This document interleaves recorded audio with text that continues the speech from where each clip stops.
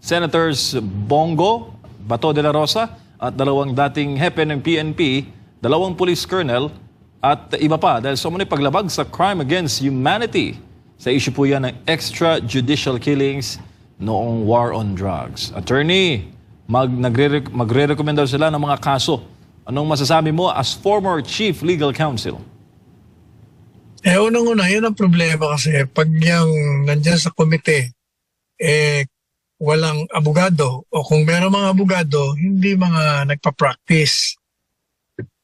Abogado lang sa pangalan.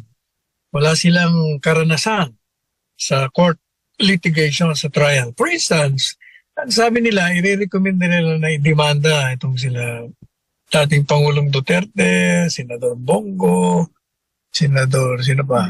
De la Rosa, sina General Albayalde, sino-sino pa, maraming ididemanda. Kaugnay di umano, sangayon sa rekomendasyon kaugnay sa pagpatay ng 30,000 na biktima. Hindi man lang nila iniisip, paano nyo puprubahan na 30,000 nga ang napatay?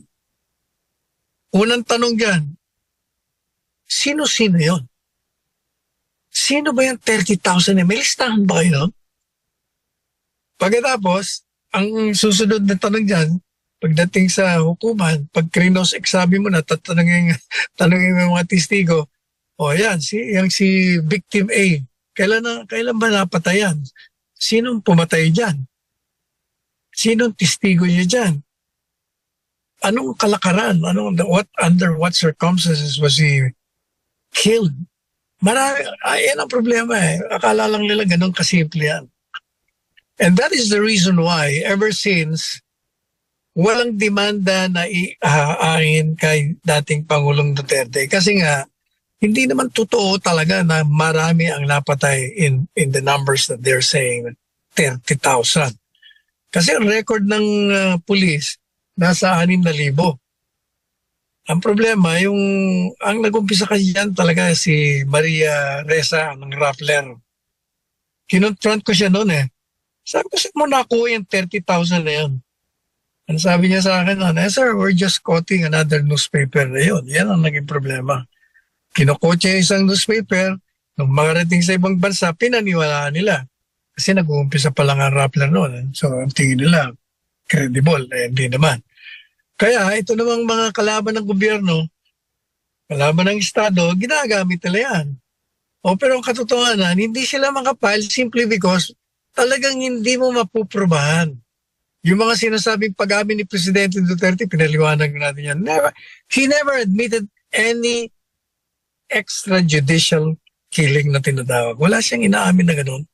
Wala siyang inamin na meron siyang Davao Death Squad. Hindi niya rin inamin yun matagal na nating pinapaliwanag yan sa programa natin, pati sa mga artikulo natin.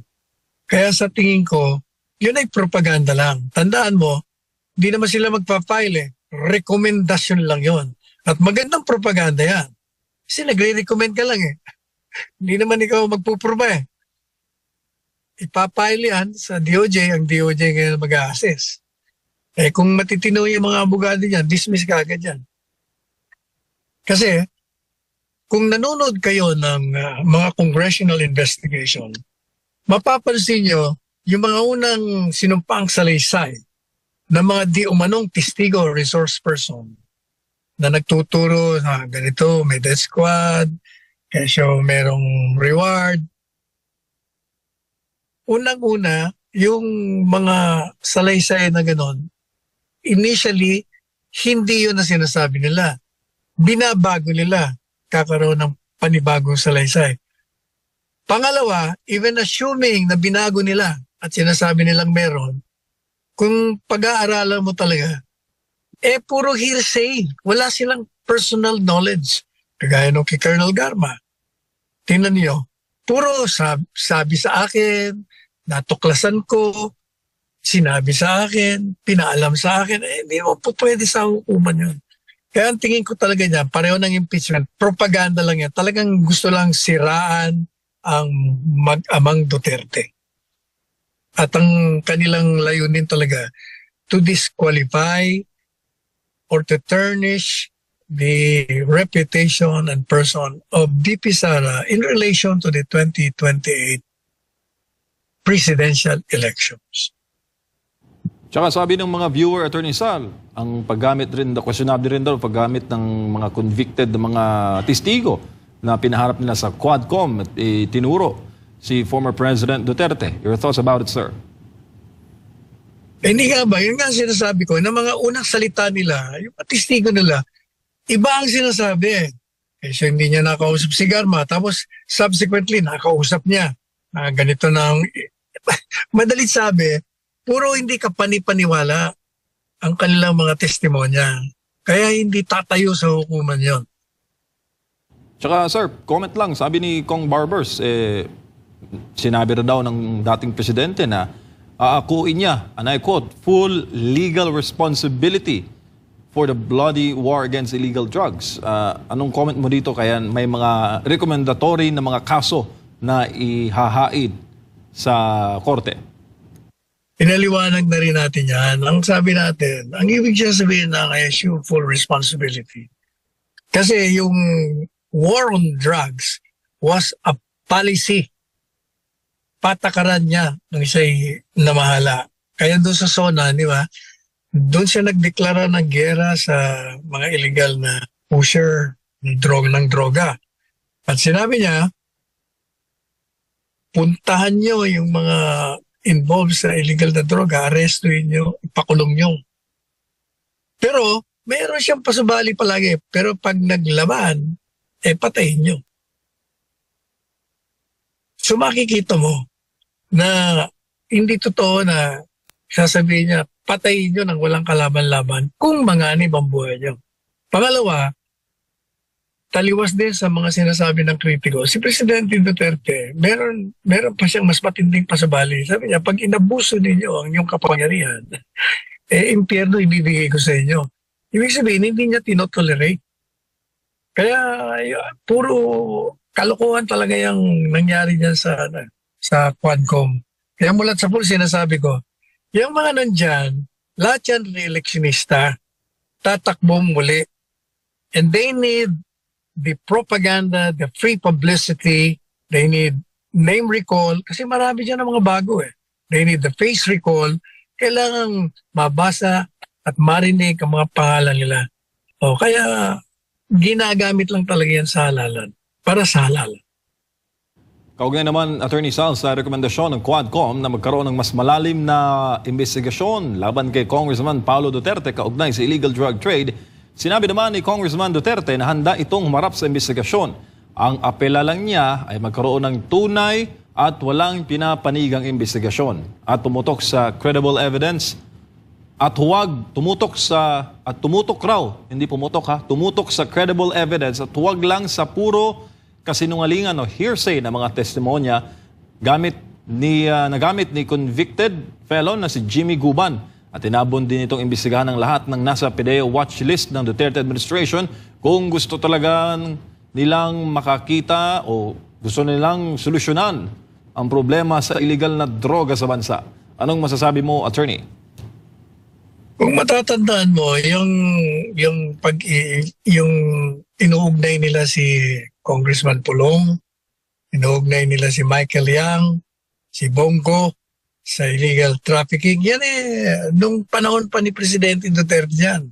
Di ba, if I recall right, si Dick Gordon, ang chairman ng komite. Pero ang findings niya, sabi niya, hindi ka panipaniwala yung mga testigo laban sa kanila. Pagkatapos, nawala na yung Duterte. Magtatatlong taon na tayo. Wala pang pinapahil na kaso sa kanila. At kung matatanda mo rin, yung during the previous hearings niya sa Kongreso at sa Senado, hindi ba yung PDEA nagsabi tungkol kay Michael Yang? Kasi tinatanong, ba't anong ebidensya niya kay Michael Yang? O ano sabi nila, sa ngayon wala kami talagang ebidensya, iniimbestigahan pa namin. Yung mga kalokohan na mga yan. Kaya nga hindi ma-file kahit na anong kaso, kasi nga gawa-gawa lahat yan. Propaganda lahat yan, puro paninira. Sir, bago ang ibang topic, kaugnay pa rin sa usapin ng illegal na droga. Marami kasing nagko-comment sa mga balita, di lang sa SMNI, kundi sa iba pang mga news agencies, na parang mali ang dating ng pag-uwi ni Mary Jane Veloso dahil mistula nang ginoglorify natin ang pag-uwi ng isang convicted drug mule. Anong masasabi mo doon, sir, sa pakiwari ng netizens? Yan naman kahit na anong gawin mo dyan sa pagdating ni Veloso, hindi mo matatakpan yung mga ginagawa ng mali ng nandyan sa Kongreso. And for that matter, sa ibang mga departamento.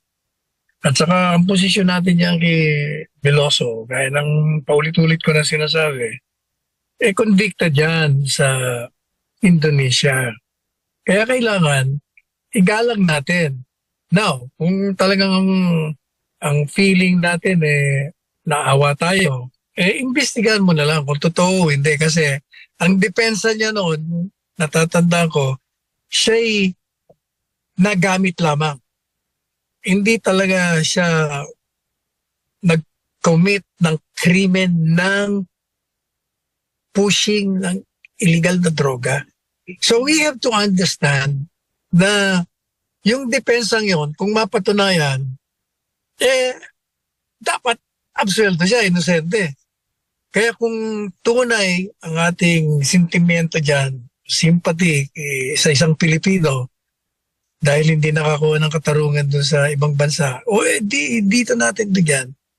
Kasi, kung malaman natin na talagang ginawa niya, hindi pa pwede yung mga pardon, hindi pwede yung clemency, dapat talaga managot siya. Pero kung napatunayan natin sa masusing investigasyon ng ating mga pulis dito, after all, dito naman nangyari yun Bago nakarating sa Indonesia, dito muna, nag-illegal trafficking, nagdala siya, di ba? Malalaman natin. Kaya dapat yun ang gawin muna, imbestigahan natin para malaman natin kung inosente nga o hindi. But regardless of doon sa paggamit nila para mapagtakpan yung ibang issue, hindi ano yan, ngayon lang yan. After that, the day after, wala na yan. Sa ibang balita naman, Attorney Sally, sinabi po ng isang geopolitical analyst na iniiwasan ni Bongbong Marcos ang mga oportunidad na sana'y magpapaunlad sa ekonomiya ng bansa. Sinabi rin ng isa namang economic risk consultant na walang political will at takot raw si BBM sa mga Amerikano kaya nagpapadikta. Si Almar Forzuelo sa detalye. Ang bansang China ay isa sa mga maituturing na higanting bansa sa buong mundo dahil sa patuloy na paglago nito hindi lang sa usapin ng modernong teknolohiya kundi lalo na sa ekonomiya nito. Ayon sa World Bank, magmula nang binuksan ng China ang kanilang reforma sa ekonomiya noong taong 1978, pumalo sa 9% ang gross domestic products o GDP growth nito taon-taon. Dahil dito, milyon-milyong residente sa China ang umangat ang buhay. Ang China din ang isa sa mga pangunahing bansa na bumuo ng intergovernmental organization na pinangalan ng BRICS na naglakamit ang kaunlaran at kapayapaan sa pagitan ng mga bansang sakop nito. Kaya sa ginawang forum ng Asian Century Philippine Strategic Studies, highlights dito ang mga nagawa ng China sa mga nakalipas na taon na dapat gayahin ng Pilipinas para umunlad ang ekonomiya nito. Today, China contributes 30% of the world's GDP and is the top trading partner of 120 countries. It leads the world in 37 out of 44 critical technologies, according to a 2023 Australian Strategic Policy Institute, ASPI. Ngunit imbis na gayahin, ay tila iniiwasan daw ito ng Pilipinas. Ayon kay Professor Herman Camentong Laurel, presidente ng Asian Century Philippine Strategic Studies, binuksan ng China ang kanilang merkado sa buong mundo upang makatulong sa ekonomiya ng ibang bansa. Pero ang pagkakataong ito ay hindi anya pinatulan ng Pilipinas.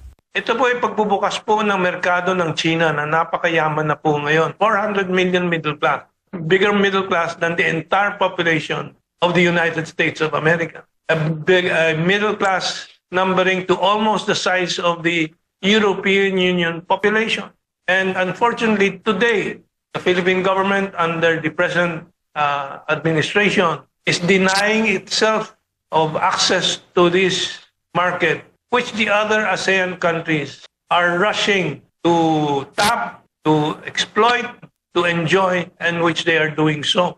We are failing to enjoy this Chinese market that is opening up wider and wider because of geopolitical missteps of the present Philippine government. Para naman sa isang geopolitical and economic risk consultant na si Professor Mario Ferdinand Pasion, kaya hindi tinatahak ni Bongbong Marcos ang landas ng pagiging maunlad ay dahil natatakot ito na baka matulad sa kanyang ama na napatalsik sa pwesto, kaya naging sunod-sunuran ito sa mga Amerikano. This is because of the traumatic experience. I believe this comes from the traumatic experience that Bongbong himself and his family suffered during and right after the EDSA revolution. Bagay na sinang-ayunan ni Kamentong. Yung kawalan ng independent foreign policy simula noong 2023 Pebrero, ng nakaraang taon. Nung nagpakita si Bongbong Marcos unang-una ng pagbabalik ang akap sa Estados Unidos sa pag-aanunsyo ng expansion, additional bases ng military at pagsimula ng assertive transparency ng Philippine Coast Guard doon sa South China Sea dispute with China. Ngunit para kay Dave Diwa, isang veteran labor union leader, kaya hindi umuunlad ang ekonomiya ng Pilipinas ngayon ay dahil hindi umaas ang Pangulo ng bansa si Marcos Jr. Ang problema talaga is he is not acting as the president should do. That's the end. Anything about US, okay. Anything about China, ayaw. Anything about Russia, medyo ananganin. But yun ang problema kay Presidente. Hindi Presidente, yun ang problema kay Bongbong. Hindi nga raw kagaya noon ni dating Pangulong Rodrigo Duterte na kahit may pandemya ay nagawang mapatakbo ng maayos ang Pilipinas dahil sa political will nito na hindi nagpapadikta sa ibang bansa at ang maayos sa pamamalakad ng gobyerno noon. Independent foreign policy. Yun lang. Hindi tayo sumusunod sa dictates ng ibang bansa. We took care of our own interests. At yung dahilan lang. Una, walang pera ng ating bansa. 16 trillion ang utang natin. Pangalawang dahilan is corruption. May pera, hindi sa walang pera, may pera eh. Kaya hindi na pupunta sa public service ng tao. Tapos sa mismanagement. O kaya hindi mo maasahan na si Bongbong talagang patakbo na ating bansa eh. Para sa Diyos sa Pilipinas kung mahal, Almar Forzuelo, SMNI News. Attorney Sal, anong komento mo sa tinuran po ng iba't ibang mga sektor? May katwiran naman. Alam mo, tagal na rin nating sinasabi yan, na yung foreign policy natin, bago dumating si Pangulong Duterte, palagi na nakakabit sa interes ng Amerikano. At yan ay tinanggal niya. Kaya binuksan niya yung relasyon natin sa Russia, binuksan sa China, at pinakita niya na hindi lamang Amerika ang pwedeng makasalamuhan natin pagdating sa mga issue ng bawat aspeto ng buhay sa ating bansa. Kaya binuksan niya yon. Hindi siya sumunod sa Amerikano. Ang problema, nang nawala siya, itong pumasok na administrasyon, natatanda mo yung EDCA, di ba? Si Presidente Duterte, sinuspindi yan eh. Sinuspindi yung EDCA yan. Pero pagpasok ng bagong administrasyon, binuksan, at dati-dati na 2 base militar lang, ngayon nila na ba? Ubod na ng dami. Kasi nga, hiningi ng Amerikano yun. Hindi makatanggi. Kaya, ang galaw natin palagi, sumusunod tayo sa interes ng Amerikano. Hindi sa interes natin. Natatakot tayo na pag tayo pagkaibigan dyan sa China, magagalit ang Amerikano sa atin. Pero kay Presidente Duterte, iba. Kaya sinasabi mayroon siyang political will, hindi siya natatakot. Itong pumalit, walang ganon. Kaya, ayan ang sistema ng ating ekonomiya ngayon. Hindi maganda. Hindi stable. Attorney Sal, may tanong ang isa sa ating mga avid viewer. May mga nagtatanong dahil kung maaari bang maging impeachable offense o maipa-impeach si BBM dahil sa pagpayag ng pananatili po sa Ilocos Norte ng Typhoon missile system ng Amerika na ginamit po sa balikatan exercise. Hindi ba ho merong probisyon sa ating pong konstitusyon na pinagbabawal po yung mga nuclear armaments na manatili sa Pilipinas? Yung impeachable process against the president, kalimutan nila yun. Wala yun. Kasi hawak niya ang kontrolado niya ang Kongreso. Ang impeachment is a political numbers game. Kaya nga nakalusot yung impeachment complaints, 2 pa, labang kay VP Sara. Kasi nga, yung nagpapakulo niyan, kaalyado ng may hawak ng kapangyarihan ngayon. Kaya paano mo papailan ng impeachment yan? Dismiss ka agad yan, deny, wala, hindi makakapasok yan. Kahit na sa ilalim ng saligang batas, iyan ay labag. Tsaka Attorney Sal, speaking of US, in-announce po recently ni US Ambassador to the Philippines, Mayor Kay Carlson, yung pagtungo, nakatakdang pagpunta dito ng 300 Afghan nationals para raw sa kanilang resettlement, pagpoproseso ng kanilang resettlement to the US. Diba, naging paksa ito ng investigasyon noong nakaraang taon. Nagulat na meron palang ganitong deal ang pamahalaan sa Amerika. At marami po ang netizens ang kumukontra sa hakbang na ito ng pamahalaan. Anong masasabi mo, Attorney? Bakit nga naman hindi ko kontra eh? Bakit tayo nagpapakahirap dyan? Samantalang sila ang lumikha ng problema ng mga nasa Afghanistan, di ba? Sila may pakulo niyan eh. Sila ang nagwasak sa bansang yun. Kaya ang mga refugees nag-aalisan. Bakit tayong sumasalo? Dapat sila. Bakit dito pa pinapadaan sa atin? Nandito po patitirayin yan. Dami na nga ang problema rito. Dadagdagan mo pa. Thank you, Attorney Sal. Sa ibang balita naman, inamin po ng NFA na mayroong higit 10 bilyong pisong halaga ng bigas na nakaimbak lang sa kanilang mga bodega at posibleng itong masira. Pero para sa isang agricultural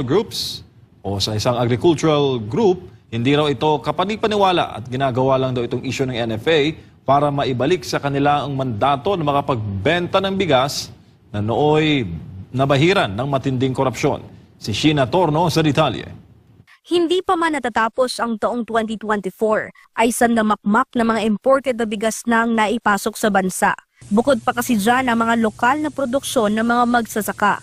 Yun nga lang, kahit sapat ang supply natin ng bigas, ay hindi pa rin natutugunan ang patuloy na pagtaas ng presyo nito sa merkado. Batay sa monitoring ng Department of Agriculture, naglalaro pa rin sa 45 pesos hanggang 60 pesos ang kada kilo ng imported at local regular at well-milled rice. Ang walang humpay na pagsirit sa presyo ng bigas nga ang isa sa mga main driver kung bakit tumataas ang inflation rate o ang bilis ng pagtaas ng presyo ng mga bilihin at serbisyo sa bansa. Una na rin sinabi ng DA na ang pagpapababa nga sa presyo ng bigas sa merkado ay naging malaking hamon para sa kanila. Pero hindi lang dyan natatapos ang problema ng gobyerno lalo na sa usapin ng pagkain. Kinumpirma kasi ng National Food Authority o NFA sa isang text message sa SM Ray News na may 6 na milyong sako ng bigas ang nakaimbak ngayon sa kanilang mga bodega na nanganganib na mabulok. Ang naturang bilang ng bigas ay nagkakahalaga umano ng 10.5 billion pesos. Base sa Rice Tarification Law o RTL, tinanggalan ng kapangyarihan ng NFA na magbenta o mag-angkat ng bigas. Tanging ang pag-iimbak na lamang maaari itong gawin, pagbili ng palay sa mga magsasaka. Maliban pa sa pagsusuplay sa mga ahensya ng gobyerno tuwing may sakuna at kalamidad. Pero iba naman ang sagot ni Agriculture Secretary Francisco Chu Laurel Jr. hinggil dyan. Sabi niya, wala raw mabubulok na bigas dahil yung aging o paluma ng stocks ay naibebenta naman daw sa Kadiwa Store sa halagang 29 pesos. Kasi nabebenta naman yan as aging rice, tuloy-tuloy naman. And yan ang ginagamit natin sa 29 peso pre-29 program natin sa mga PWD, senior citizens, single parent and 4Ps. Ayun, i-expand na rin natin yun. Isasabay na yun sa Kadiwa stores, sa mga palengke, selling at 40 pesos. So magkakaroon yan ng 40 at 29. Sa katunayan, hihilingin pa rin daw ng kalihim sa mga mambabatas na maamyendahan ng batas upang maibalik sa NFA ang mandato na magbenta muli sa murang halaga. Para sa grupong Federation of Free Farmers, imposible itong mangyari dahil alam naman ng kalihim ang dahilan kung bakit inalis sa ahensya ang mandatong ito. Hindi gusto ng mga mambabatas na pumasok na naman ng NFA. May mga reports noon na hindi maganda po yung patakbo ng NFA. Mga irregularities po dyan. Ipinagtataka rin ng grupong Samahang Industriya ng Agrikultura o SINAG kung bakit nasabi ng NFA na mabubulok ang mga supply ng bigas kung hindi ito agad maibebenta. Marami daw kasing masusuplayan ng ahensya ng bigas gaya ng sa DSWD, OCD at BJMP. Kung tutuusin, ilang araw lang daw na supply ang 6 na milyong sako, kaya't malayong mabulok ito. Pero that's crazy. So yung gusto man nilang ibalik sa NFA, so it's not easy. Ang 6 million bags, ilan lamang ba yan? Ilang days lang yan? Kayang ubusin yan. Para sa Diyos at sa Pilipinas kong mahal, ito si Sina Torno, SMNI News. Attorney Sal, ano pong masasabi ninyo sa mga binanggit ng agri-groups laban sa NFA? Hindi ko maintindihan. Kung meron tayong 10 billion worth of bigas, ba tayo maangkat?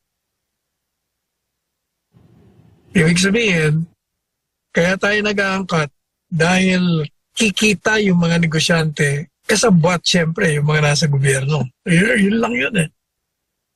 Can you imagine meron kang 6 million bags of rice? Pagkatapos mag-aangkat tayo? Maliban pa dyan, yung matagal na natin sinasabi, para hindi ka mag-angkat ng bigas, kailangan sufficient ang supply mo ng palay. At yung palay, kaya ang production natin ay mababa, very low. Kasi nga, yung reklamo ng mga magsasaka hindi pa rin tinutugunan. Number 1, yung malitang mga lupang sinasaka nila dahil doon sa land reform, ng solusyon doon, sabi nga ni Secretary Estrella, mag-kooperatiba.